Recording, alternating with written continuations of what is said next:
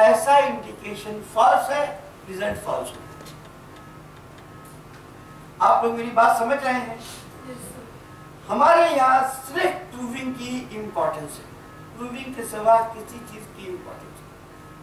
अगर drug well prove है best, less prove है चलेगा, प्रूविंग ही नहीं है बिल्कुल नहीं चलेगा, चाहे जितनी भी किताबें आप पढ़ लो।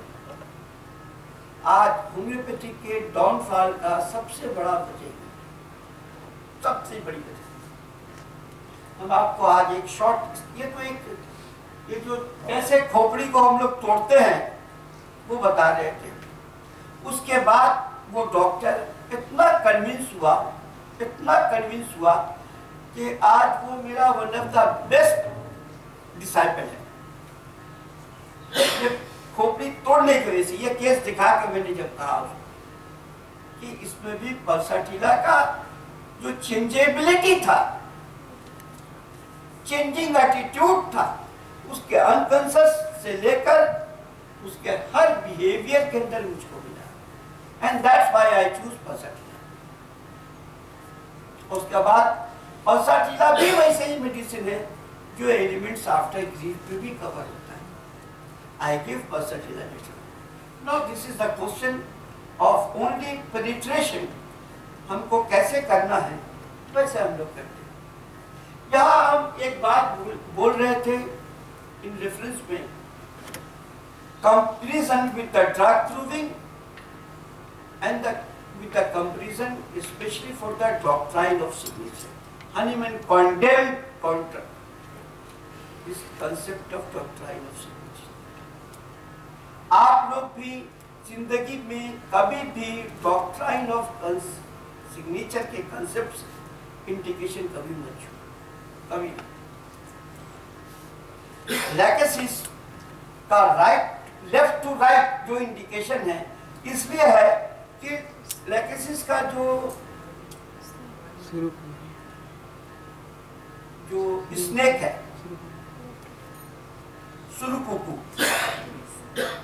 वो लेफ्ट से राइट घूमता है। आपको मैं बहुत सारे केसेस में राइट टू लेफ्ट के अंदर भी मैंने लैकेसिस देके रिजल्ट किया है, टॉप रिजल्ट किया। लेफ्ट साइडेड एफेक्शन होने के बावजूद भी राइट साइडेड एफेक्शन में भी लैकेसिस किसी से कम नहीं चलता। कहने का मेरा मतलब क्या है कि कुछ इंडिकेशंस जो डॉक्ट्राइन ऑफ सिग्नेचर में होते हैं वो इतने स्ट्रॉन्ग होते हैं कि प्रूविंग के लास्ट मोमेंट तक वो बचे रहते हैं। एक एग्जांपल आपको फिर हम बताएंगे। ये पल्साटिला का ही एग्जांपल लेते हैं। इन प्लांट्स लाइफ पल्साटिला हमेशा कभी भी लोनली ग्रो नहीं होता है, कभी भी मर जाता है प्लांट। उसको ग्रो करने के लिए 4, 5, 6 प्लांट वैसे एक साथ लगाने पड़ते हैं, तब पल्साटिला ग्रो करता है। Agree? This is from plant life of pulsatilla. जब पल्साटिला का प्रूविंग किया गया, मदर टिंचर बनाया गया, मदर टिंचर के बाद फिर जब प्रूविंग किया गया और फिर जब प्रूविंग में देखा गया कहा pulsatilla prefer company, relief company, better feeling in the company, desire company, then I appreciate the importance of company betterment और कंपनी रिलीफ। मैंने उसके प्लांट लाइफ को कंसीडर करके नहीं समझा। बात मेरी साफ हो रही है आप लोगों को? फिर मैं आपको एक कंपेयर करती, आपने बांस का दरख्त देखा है? बांस, बम्बू, वो भी अकेला नहीं होता है, वो भी जब ग्रो होता है 4, 5, 6, 8 के साथ ग्रो होता है। तो बम्बूस के प्रूविंग में नहीं आया। तो those who are going to select pulsatilla on the basis of their plant life, why they not consider the bamboos?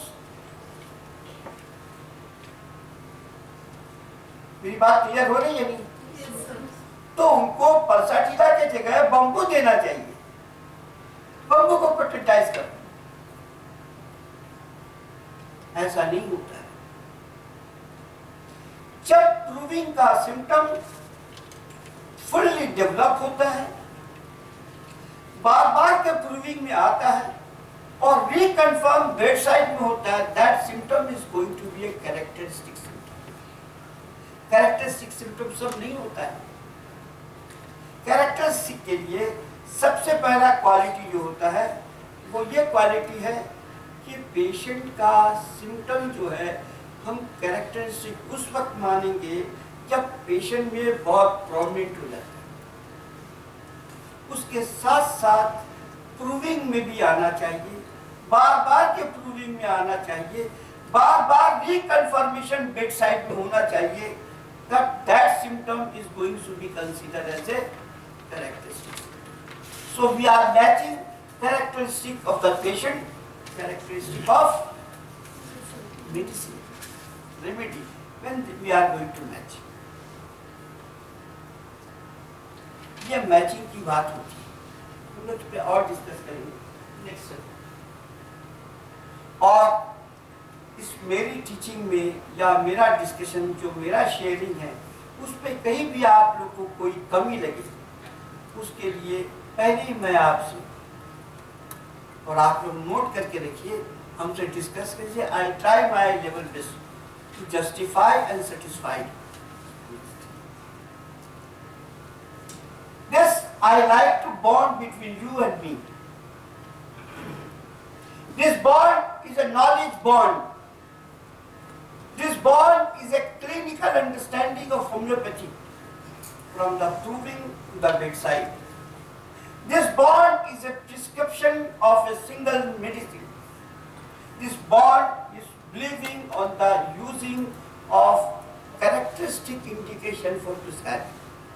If you get this bond, I assure you that this session of training is going to become a fruitful training. If you are not going to become make a bond, understanding, apart from all my faults, for which I have already made apology to you, you discuss me, not create a fault from your mind. आप पकड़ो, discuss करो, discuss करके justify करना।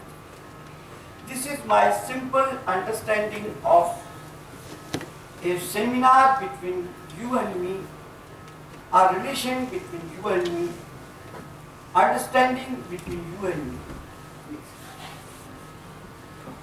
Now this seminar topic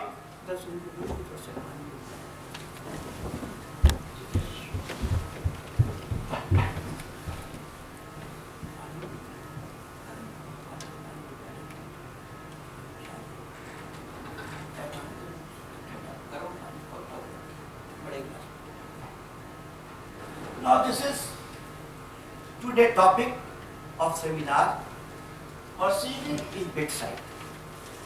Today I am going to share with you my experience, which I am not claiming, that is fully outcome from my side. That is an outcome of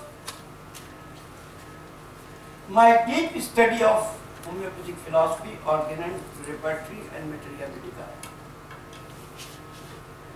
under the umbrella of my guru like Dr. Gyan Majumdar, Dr. Jain Kanjilal, Dr. P.N. Chakrabarti, and many others. From I learned a lot, even my students also. I am giving all credit to all these noble souls for perceiving. Simply, you know that in bedside, how we are going to sit, where we have got our eyes, these colorful eyes, I am using color only because it's varieties of the eye observations. एक example I observation का आपको और देते हैं।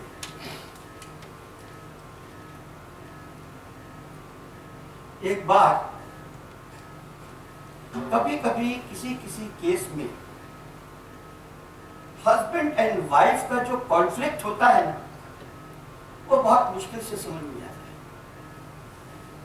है। एक दूसरे के सामने सबको ये इस्टेब्लिश करते हैं कि नहीं, हम लोग क्या सब ठीक ठाक, कोई गड़बड़, कोई मिसअंडरस्टैंडिंग नहीं। ऐसे ही केस मैं आपको एक बता रहा हूं। I doubt on the wife कि वो जो बोल रही है वो सही नहीं बोल रही। तो मैंने उनकी वाइफ से पूछा, क्या आप बताइए, आपको अपने हस्बैंड से कोई तकलीफ है? यू वॉच मी। बोलना चाहते हैं लेकिन हम बोल नहीं सकते। हस्बैंड ने फौरन जवाब दिया, अरे नहीं, मैं तो इनके लिए जान भी दे सकता हूं, मैं इनके लिए ये देता हूं, मैं इनके। जिस वक्त वो बोल रही थी, ये हस्बैंड तो बोल रहे थे, तो वाइफ बोल रही थी, वॉच मी। आप लोग देख रहे हो? नहीं देख रहे थे। Watch my hand. जब उसके हस्बैंड वो बता रहे थे उसको कि नहीं, मैं इसके लिए जान भी दे सकता हूँ, मैं इनके लिए ये भी सकता हूँ, मैं इनके लिए इतनी साड़ियाँ लाता हूँ, मैं इनके लिए, जितनी वो बात बोल रही थी वो कुछ ही चुप खाली ऐसे ऐसे जा रही। This is watching, this is perceiving. ऐसे हालत में हम लोग क्या करते हैं? साहब तो फौरन हस्बैंड को दबा दी, बहुत अच्छी बात है, अच्छा जरा 5 मिनट हमको आप टाइम दीजिएगा, इनसे थोड़ा हम बात पूछना चाहते हैं मेंस्ट्रुअल लेवल की। तो क्या अगर ऐसे कहोगे तो हस्बैंड कॉशियस हो जाएगा, तो ऐसे सब्जेक्ट बोलने पड़ेंगे जिसमें वो राजी हो जाएगा। क्या ठीक है, मेंस्ट्रुअल पीरियड का बात करें तो बात करें। Follow me, this we I call tact. हमेशा फिजिशियन को बहुत टैक्टफुल होना चाहिए, और टैक्टफुल। थोड़ा अगर हम उनको कहें जरा 5 मिनट बाहर जाइए, कुछ बात करना है, उसका डाउट और बाहर में जाए। दूसरा दिन वो अपने हमारे क्लिनिक में पेशेंट लाएगा ही नहीं, तो वो अच्छी तरह जानता है कि जो मैं बिहेवियर करता हूं, हमारे जाने के बाद मेरी मिसेस सब बोल देगी। तो उसको ट्रैक में रखने के लिए हम लोग ऐसे ही बोलते हैं, कुछ मेंस्ट्रुअल पीरियड की बात करनी है, 2 मिनट का टाइम, अच्छा ठीक है आप बात करें। और जैसे वो बाहर जाते हैं, पहले उसकी बीवी फट पड़ती, क्या देखता है, क्या देता है, क्या देता है, आपको क्या मालूम है, और झुंझला के झगड़ना शुरू कर। मुझको ऐसा दुख किया, उसकी माँ ने मुझको इतना दुख किया, और रोने लगी और बताने लगी ये लोग कैसा कैसा जुल्म किया, हमको 12 बजे रात तक खटवाते हैं, ऐसा है वैसा है।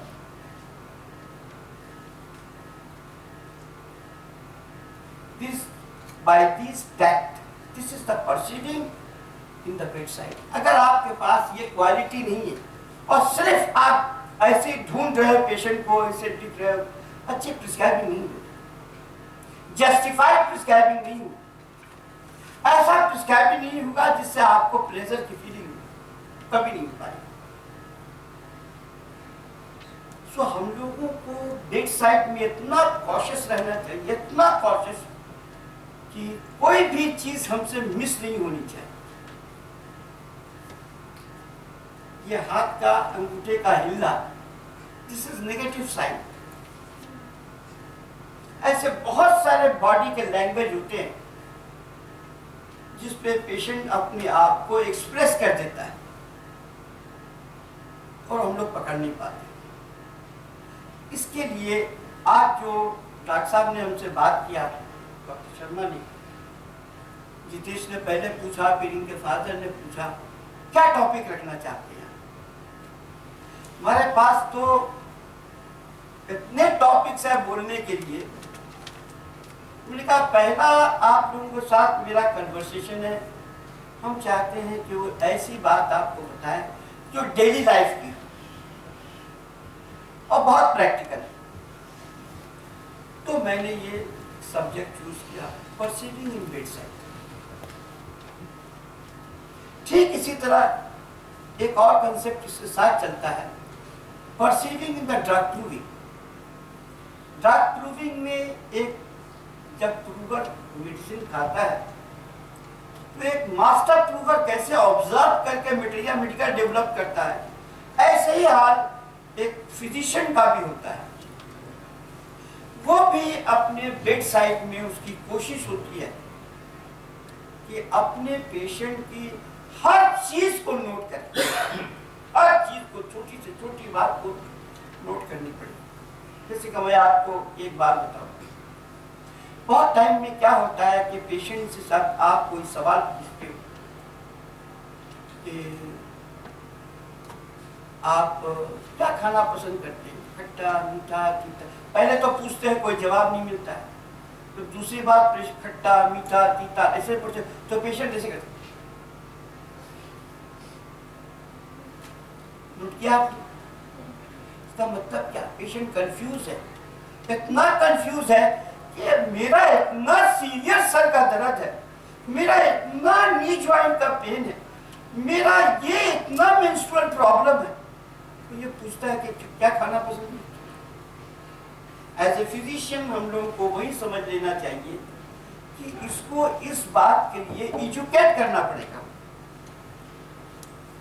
कि खाना पीना कितना इंपॉर्टेंस होता है एक बीमार पेशेंट का होम्योपैथिक डॉक्टर के लिए।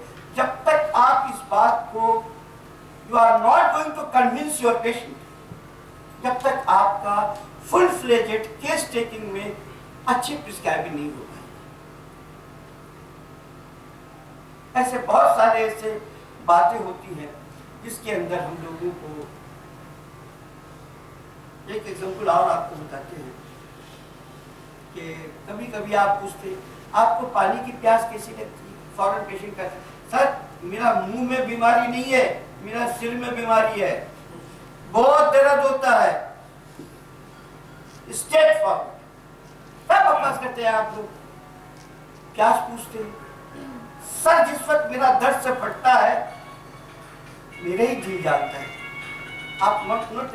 और आपको एक कॉन्फिडेंट चाहिए, जो सर जब उसका फटता है तो प्यास में होना चाहिए।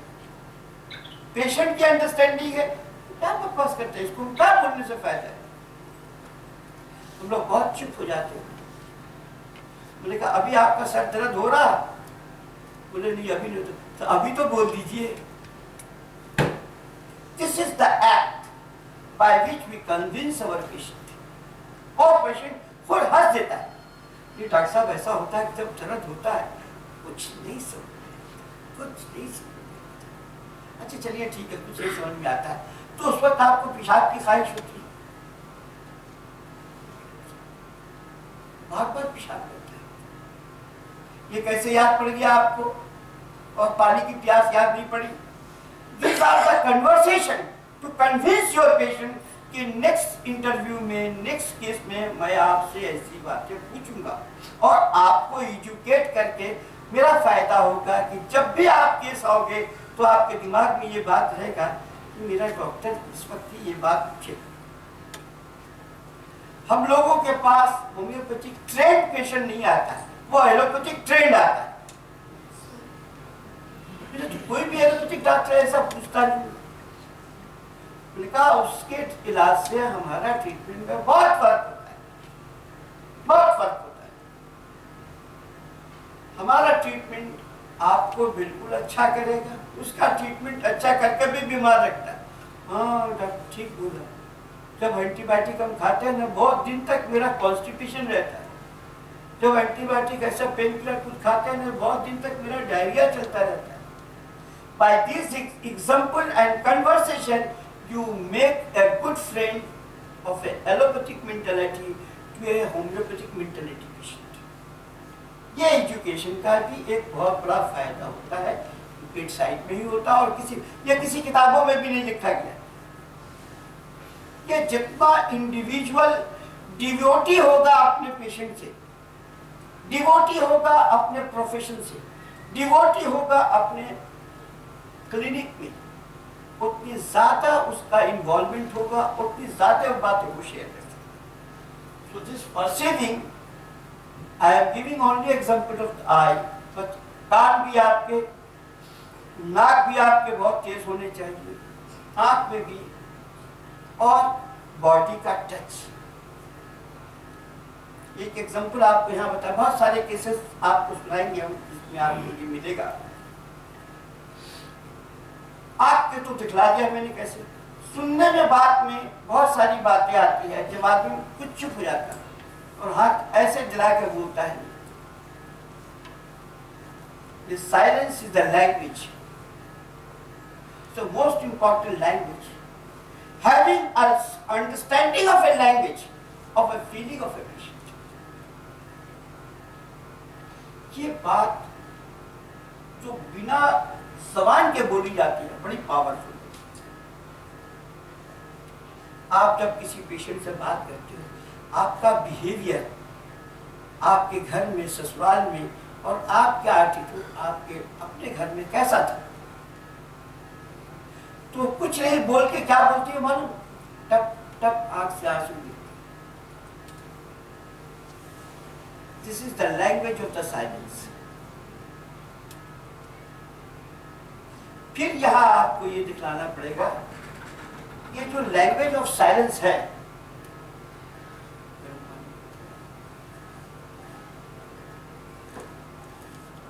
ये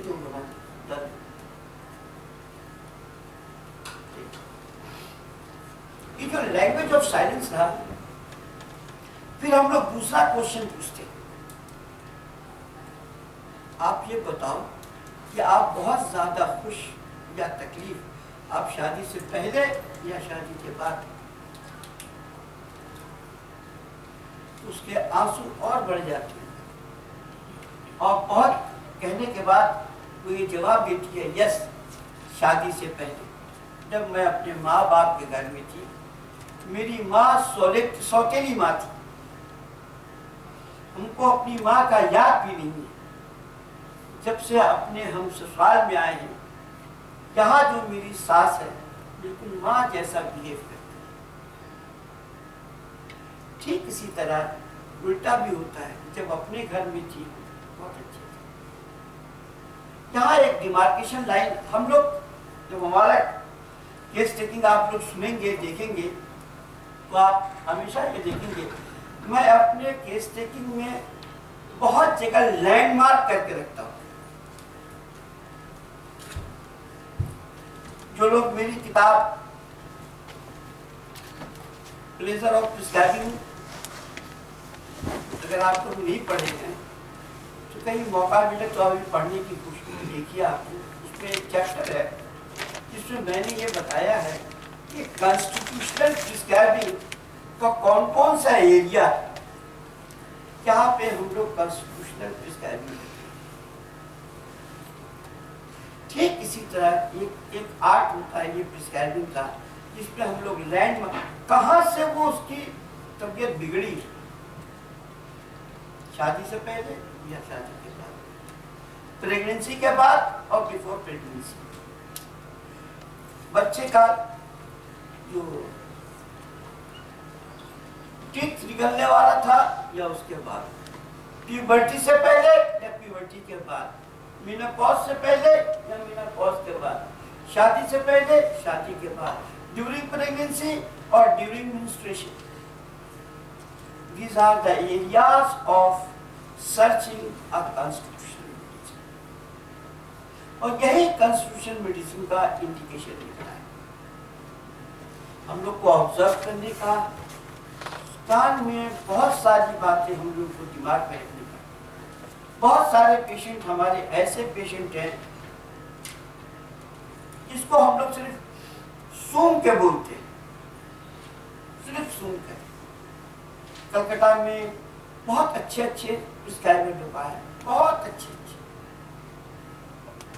specially Calcutta homeopathic medical college में हम लोग ने अपने कॉलेज लाइफ में बहुत सारे ऐसे प्रिस्क्राइबिंग हमने देखे। हमारे एक टीचर हुआ करते थे, डॉक्टर पीसी पाल,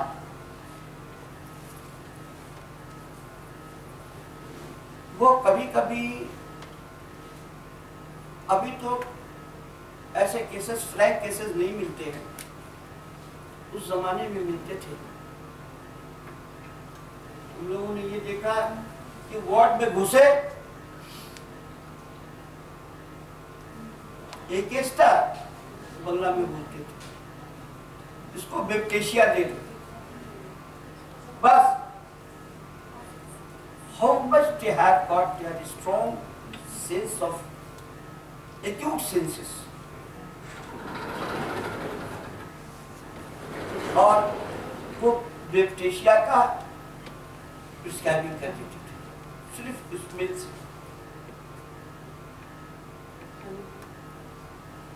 ठीक इसी तरह टच की बात आती है। टच का कितना, टच में हम लोग लीवर टच करते हैं, पल्स टच करते हैं, बॉडी टच करते हैं, and specially different part of the body.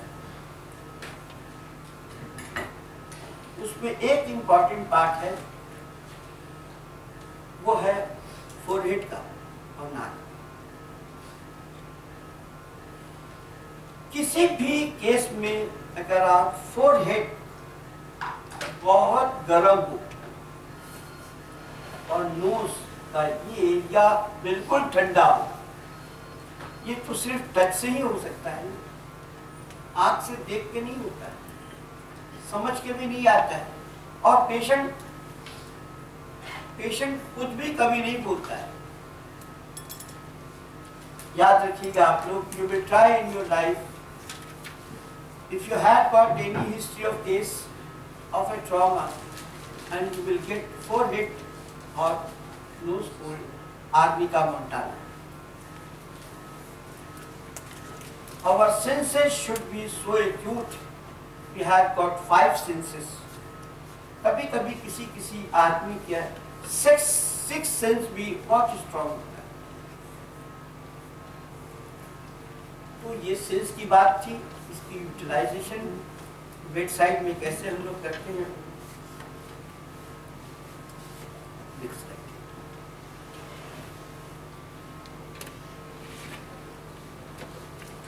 This is a feeling of directly awareness हम लोगों को बेड साइड में। Any of our senses, when we utilize in the bedside, we should utilize bedside. What is the requirement of the bedside? Bedside के लिए requirement होता है stetho secondary. जितने ornament होते हैं मेडिकल टर्म्स में, वो सब सेकेंडरी होता है। The requirement of the bedside is simply to utilize your senses. जितना acute senses आपका स्ट्रॉन्ग होगा, उतना आप अच्छे से पेशेंट को रिकॉग्नाइज कर सकते हैं। बहुत सारे लोग, अभी एक केस आपको दिखलाएंगे हम, उसमें बताएंगे एक्यूट सेंसेस से कैसे हम लोग गिल्टी कॉन्शियस कैसे पकड़ते हैं, तो दिखलाएंगे। अभी आपको ओपीडी का केस है हमारा national institute of homeopathy.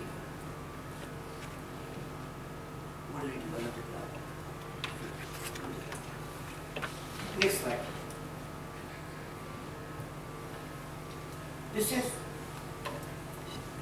I fall in many times in my history of duration of homeopathic practice as a student, as a teacher, as a practitioner. I fall, but again I rise. I make mistakes. I lie. I learn. I have been hurt, but I am alive. I am human. I am not perfect, but I am. This is I am. I am very thankful to those people, those who give me trouble, tension, anxiety.